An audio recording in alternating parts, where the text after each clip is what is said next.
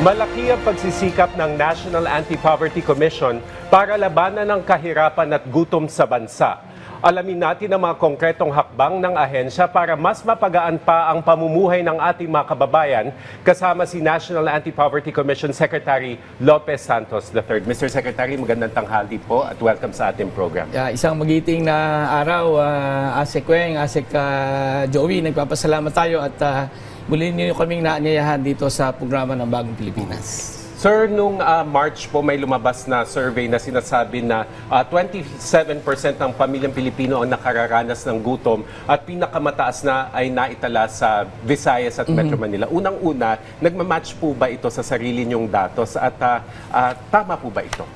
Ang survey na ito ay isang perception ng sample population at sa isang takdang panahon. Tingnan natin ito bilang isang feedback mechanism para mas mapaigting pa natin yung ating mga programa laban sa kagutuman. Subalit ang mga opisyal na datos ay nagsasabi ng ibang direksyon. For example, ang Family Income and Expenditure Survey na ginawa ng Philippine Statistics Authority ay bumaba ang food poor o yung subsistence incidence from 5.9 to 4.3%, no, noong 2023. Itong ginawa ng National Nutrition Council na National Nutrition Survey ay nagsasabi din na bumaba ang insidente ng underweight at stunting. So, palagay ko merong impact ang ating mga programa laban sa kagutuman, particularly itong mga nutrition at saka feeding programs. Sa ngayon, Secretary, ano po yung poverty reduction programs ng NAPSI para sa mga syudad at sa rural areas? Ang National Anti-Poverty Commission ay binubuo ng national government agencies, local government units at saka ng mga basic sector. Kami sa NAPSI Secretariat, kami yung nag-uugnay nito, nagkukunbin itong mga sektor na ito. At ang mga programa ng NAPSI sa commission ay ipinapatupad ng ating mga 27 member agencies, no.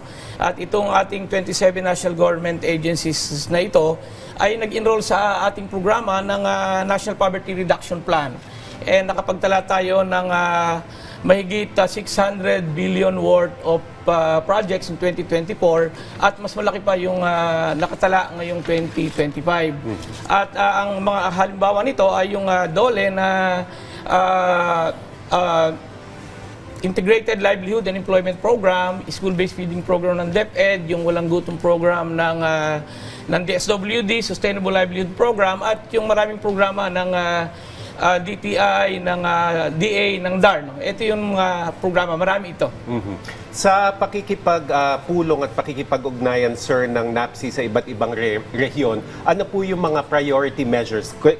Kanina po nabanggit natin doon sa survey na Visayas followed by Metro Manila, di umano yung nakararanas ng gutom. So, halimbawa sa Visayas, ano po yung priority measures? May mga regions na mataas talaga yung poverty incidence. For example, sa Visayas, mataas yung Region 8. So, naka-focus tayo dyan at yung magnitude of poverty naman, yung karamihan ng tao ay nasa ibang probinsya din sa Visayas. No? At ito yung mga tinututukan natin. Alam niyo, itong mga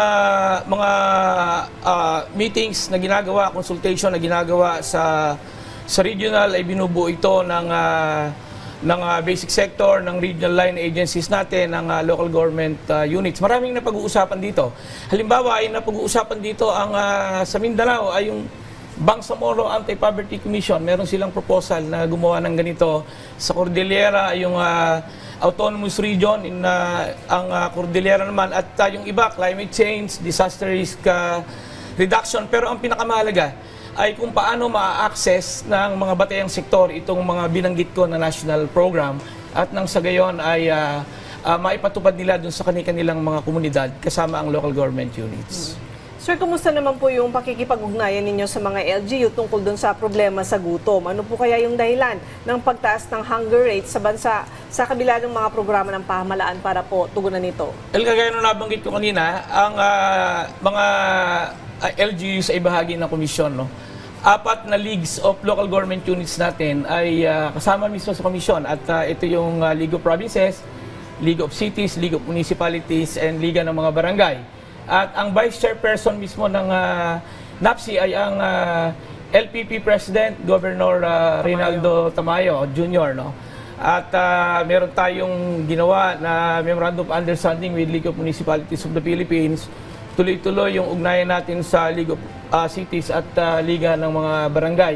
Yung mga programa dito, meron tayong mga tinatawag na convergence program na tinitingnan natin na yung mga programa ng national government agencies na nabanggit ko kanina, kung paano ito nagsasama-sama dun sa priority LGUs and priority sector at nagkakaroon ng convergence at nang sa gayon ay mas matugunan yung kahirapan. Magkaroon ng greater impact itong mga convergence program na ito. Kumbaga, nandyan yung focus families na kailangan tugunan at nagsasama-sama dyan yung iba't ibang ahensya ng pamahalaan. At napaka-critical ng papel ng local government units dyan. At ito yung hinaharness ng NAPSI. Patungkol na rin doon sa mandato nila na meron dapat silang local poverty reduction action plans. Nabanggit nyo yung convergence programs ng 12 ng national government agencies, sir. So, gaano kahalaga naman yung pagpapalakas sa agrikultura sa paglutas po sa problema ng kagutuman? Alam niyo, ang pagkain ang pinakamahalagang sangkap para matugunan natin yung problema ng kagutuman.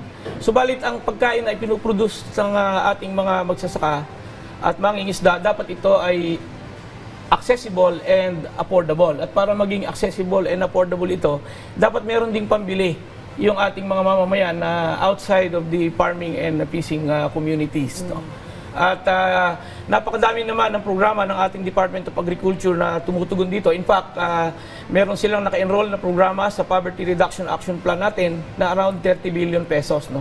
Meron sa rice, sa corn, sa livestock, feeding program, urban agriculture, organic agriculture program. Madami silang programa na tingin ko ay nakakatulong talaga dun sa paglutas ng kahirapan. At sinabi ng ating kalihim, wala tayong problema sa pagkain. Very much aligned yan sa prioridad ng ating Pangulong Ferdinand R. Marcos Jr. na palakasin talaga yung food security ng bansa at iangat yung kapakanan ng mga magsasaka at mangingisda. So sir, ayon po sa latest labor force survey ng Philippine Statistics Authority, bumaba ang bilang ng mga Pilipinong walang trabaho ngayong Pebrero. Sa tingin niyo po ba, paano ito pwedeng maipagpatuloy para mas umunlad pa ang pamumuhay ng ating mga kababayan?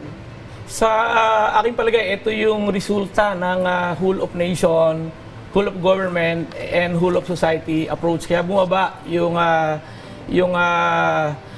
bilang ng mga walang trabaho. Kasi tuloy-tuloy yung ating public investment sa infrastructure, tuloy-tuloy yung participation ng private sector sa paglikha ng negosyo at industriya. At syempre kasama rin yung ating mga small and medium enterprises at mga kooperatiba. At yung mga mamamayan naman natin ay gusto rin maging produktibo at lumahok sa trabaho at hanap buhay. Kaya ito ay palagay ko ay kaya nating i-sustain itong mga ganitong direksyon. Okay, sir. Maraming salamat po sa inyong pagsama sa amin. NAPSI Secretary Lopez Santos III. Thank you, sir. Thank you, sir. Yeah, maraming salamat. At asahan nyo, ang NAPSI ay nandito lang para sa convergence ng ating aksyon laban sa kahirapan. Thank you, sir.